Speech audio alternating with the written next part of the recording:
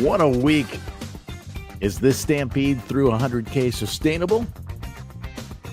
That's what we're trying to find out. Is this a sustainable move for Bitcoin? We are going to dive in deep today, guys, and take a look at what's going on, what has transpired, what got us into this situation to begin with, despite a hawkish Fed on Wednesday after the FOMC meeting. And, we'll look at some factors of, what's happening in the order book with order book and order flow data and fire charts. And we will also try to identify some potential targets if this is indeed a sustainable move. Hey, guys, it's Keith Allen. If you're new to the stream, thanks for joining me. I appreciate you. Before we start, do me a favor, start smashing some stinking buttons, right?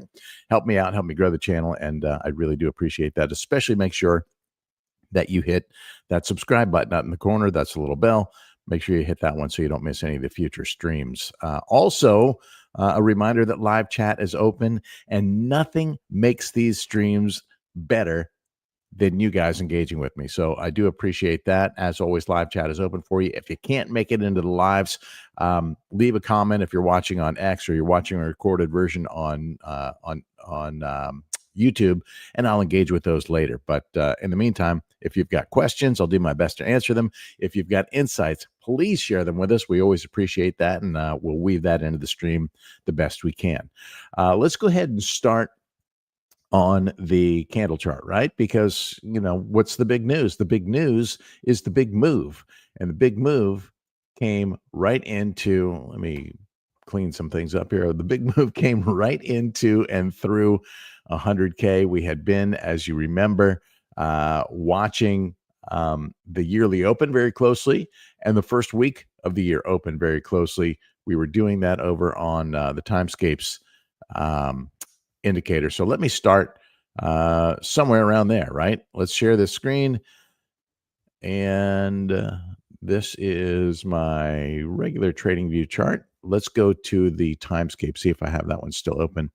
And we can revisit those levels that we've been watching here, right? So this was the yearly open. It was resistance for a long time. We finally, after numerous retests, let's see, 1, 2, 3, 4, 5, 6, 7, 8, 9, basically a dozen retests or so. Finally climbed out of this, and it was a quick climb through that weekly, by the way. But that weekly, this being the first week of the year, right? So this was the yearly open on January 1st, and this was first week of the year, so the first Monday of 2025. And it had been support briefly after we first went through it, and then served as resistance. We fell down through that, and you know the whole story there, right? So what caused this big candle, a 6.5% candle, on a day when we were getting really hawkish vibes? Well, actually that candle came the following day, but on Wednesday we had a FOMC meeting. Nobody expected the rate cut, right? There were no surprises there, and we talked about this. We talked about the fact that Chairman Powell has really telegraphed consistently his thoughts and his thoughts on tariffs, especially. We know there's pressure coming from the White House, and his stance has always been, listen, tariffs are going to have an impact, but we don't know what that impact is going to be, and we can't do any forward-looking forecasting until we know, at least any accurate forecasting, until we know how those tariffs are going to settle. So we're a long way from that. We're in this so-called 90-day negotiating period, and maybe we're going to get some clarity on how things are taking shape. But I think a couple of things became evident for those who hadn't already figured it out. Number one, we know that this whole tariff situation, this whole tariff game, whatever you want to call it, the trade war that has ensued, is part of a negotiating tactic from the Trump administration, right? His so-called art of the deal, right? And nobody agrees with the way, at least nobody outside of the administration agrees with the way he's executing things. It is destabilizing the market, and it is upsetting trade partners. It's not a, how should I say, It's not how the U.S. government has typically done business. And I'm not saying that the way that that they've done business in the past is good, but this is certainly upsetting the apple cart. But people are starting to see through it. The market is getting frustrated, right? Prices came down on that April announcement of exorbitant tariffs. Markets took a deep dive, right? And we hit really macro support levels for Bitcoin, and obviously a lot of stocks also. The equities market also tanked on that news, more so than crypto, I would say, and so people see good buying opportunities. Savvy traders see good buying opportunities. Retail traders got shaken out, and that's how this market works.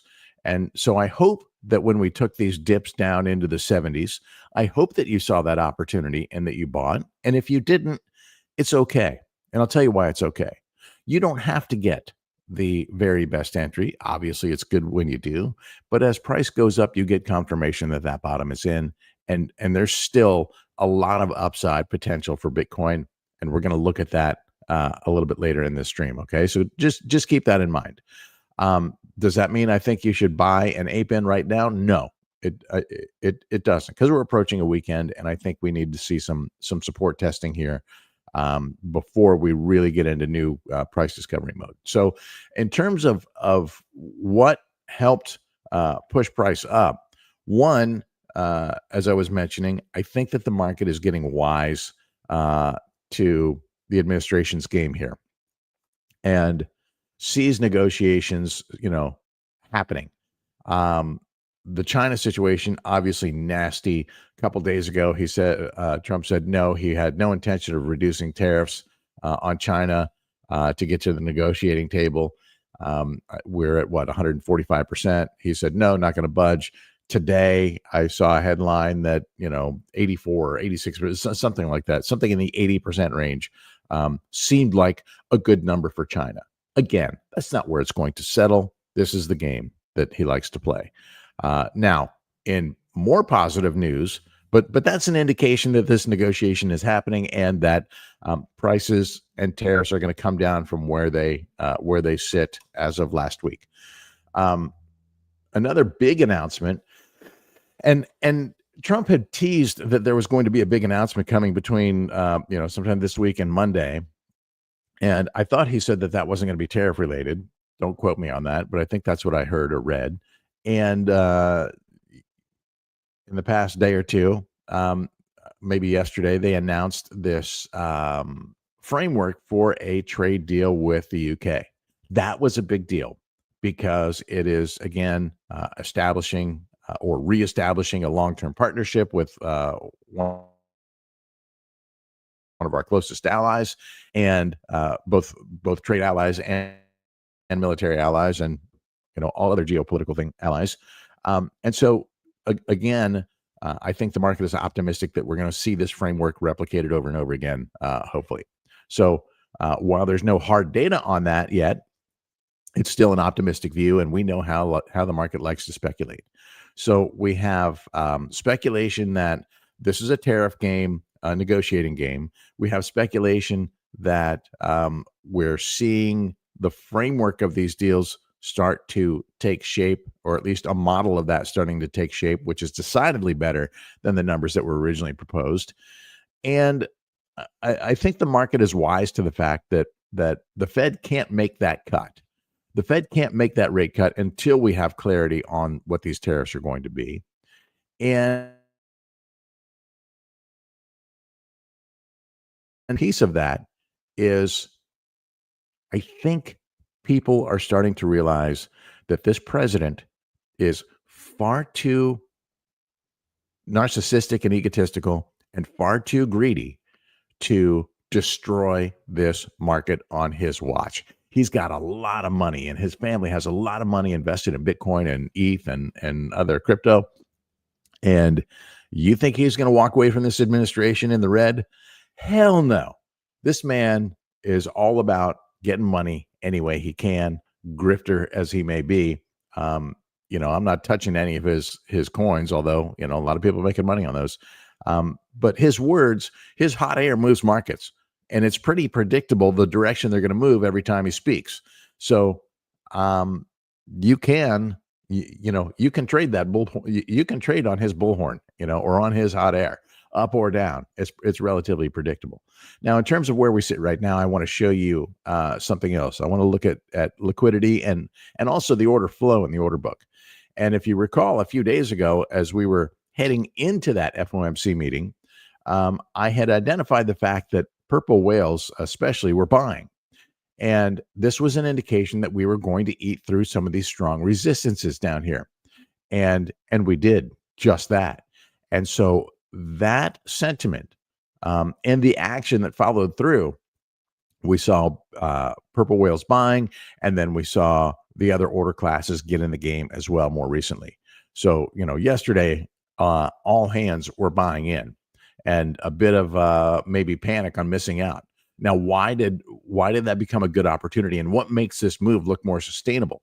Well, at this stage right here, and it's not going to show up on the daily chart, I don't think, because we're already past that. But when we initially made it through some of these lower levels, like 95 actually, and yeah, that's not here on the daily, on the 24-hour chart. But let's see down here. Okay, so we had cleared out a lot of liquidity here, right? You can see this is pretty much a void. There's nothing down here.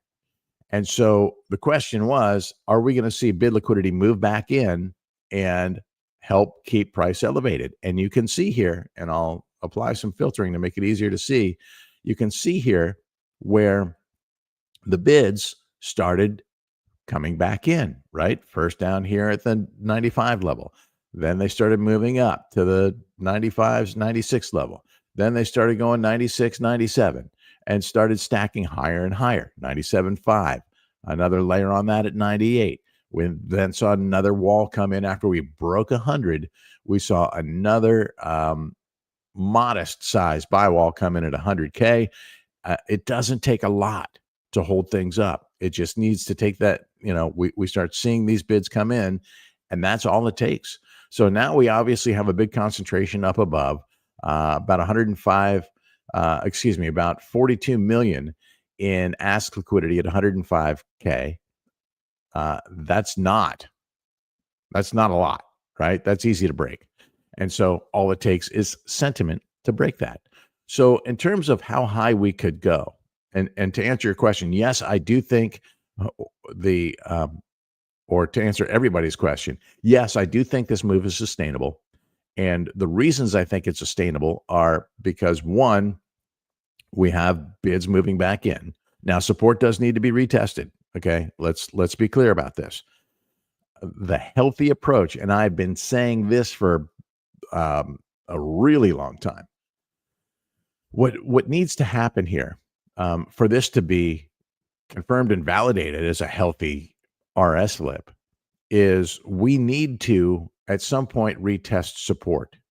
And we had yet to validate that previously when Bitcoin was previously above 100K, which was a psychological level. It took, look how many attempts, right? We spent very few, there were very few full candle bodies above that 100K level, as you can see, right? We first punched through it, we wicked through, above, fell through, came above, retested. It looked like it was going to happen here, and then things broke down, and they broke down hard. From here, it took a long time to get back in. We attempted again, but you can see each one had a touchdown on that 100K, and those were signs of weakness to me. And then obviously things broke through at the end of January, beginning of February, and we haven't been able to climb back in since. So what I would like to see happen here, and the market gives zero fucks what I would like to see, but what I believe would be the healthiest approach to developing from here is to retest support at 100K. And that may take a few tests, and then consolidate above 100K before going after this all-time high. The market is pretty excited right now. So this might not take very long, but I do think that a retest of support at 100K is important. I think it would validate support, and I think it would be an opportunity for anybody to buy or add to a position who hasn't done so already. And then we can go after this all-time high and progress from there. Now, where might price go from there? And for that, I want to head to an old chart we haven't revisited in a long time. If you remember, we have this cup and handle, and this is the biggest cup and handle I've ever seen. I don't even know. I'll be honest with you. You know, I'm fair as a technical analyst. This one boggles the mind a little bit for me because of the amount of time it took to get here. This was 2.5 years in the making just to form the cup. We're now a year into forming the handle, and just on standard technical analysis, the measured move on this cup and handle, we take as a percentage move on a log scale chart. We take it as a percentage move from the rim of the cup down to the bottom of the cup. That's a 77.5% move, and so that puts us somewhere in this 122.5K range. Close enough to the pin right there. So somewhere in that 120, 122 range here. But it seems like there's a lot more sentiment for a lot more upside. So while I do still think this is a potential target for, maybe short-term resistance, I think that things can go higher. So, hey, Santos, good to have you back, man. Appreciate you. Appreciate the ongoing support. And again, reminder to anybody else watching, live chat is open. So where might we go from here? Has this pattern already played out, didn't hit the target, or is it still valid? If it's still valid, that 122 range is still a valid target to me. I do think there's potential for things to go higher. And I'll tell you what I'm looking at now. I'm looking at some potential fib-based targets. So we go to the all-time high, which is right here around 109. Where were we? Let's expand. All-time high, 109,356. Okay, so we'll go here, and the swing low was 74 and change, 74.5, something like that. 74,588. So let's get 74,588, and the top was like 109,356 or something like that. Close enough, right? So if we look at some fib-based extensions, that would take us roughly to the 130 range and potentially to the 165 range. And, then I just look at these targets. I look at these fib extensions. Now, there was also a report this week that Bitcoin options calls are stacking around 300K for, I believe that's for June. All right, that's huge. That's hugely optimistic. That is likely a hedge, but that's, it's not out of the realm of possibilities, and I'll tell you why. This orange diagonal right here, if we zoom out a little bit, you can see this is actually the lifetime channel for Bitcoin. And we have fallen out of this channel in the last bear market. And now price needs to try and find its way back in. We may never find our way back in, and we might grind up here, and we could still eventually find our way to 7-figure Bitcoin. But if we do see Bitcoin climb its way back into this channel, that gives us really some, a range that we can focus on. And I think it expedites the pace that price moves back into that range, moves up there, right? Because we would then, if we RS flip this line here, we RS flip this channel and get back in, we then know that this is support, and then that would be, our bottom target for Bitcoin. A lot seems to happen around the mid range. Again, that gets us to 7-figure Bitcoin by the end of this year, if we were to get there. If we were to just hug this range and not climb back in by the end of this year, let's see. And this is pretty speculative right here, right? Like we got to make it in there first before we can get too excited. But that'd be $266,000 if we got there, around New Year's. And then obviously the upside is insane, right? So these are obviously highly speculative targets, but there is some TA around them that makes them, in my opinion, viable targets. So it really depends on how things develop from here, and that's what I'm watching. So over the next few days, we have a weekend coming. I would be surprised, but I've been surprised before, right? I will be surprised if we break this 105 over the weekend.